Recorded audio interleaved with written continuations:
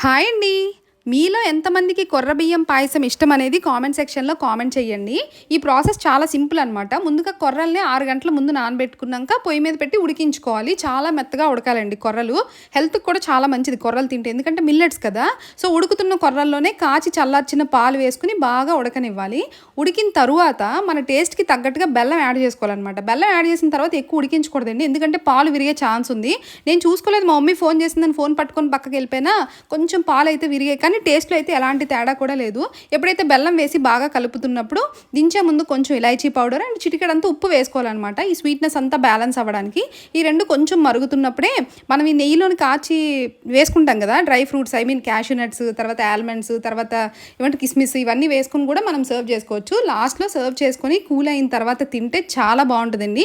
అదేంటక్క నీ ఫుడ్ నువ్వే రివ్యూ చేసుకుంటావు అనుకుంటారేమో. మా ఇంట్లో వాళ్ళకి వీడియోస్ తీయడం నచ్చదనమాట. అందుకే నేనే రివ్యూ చేసుకుంటా.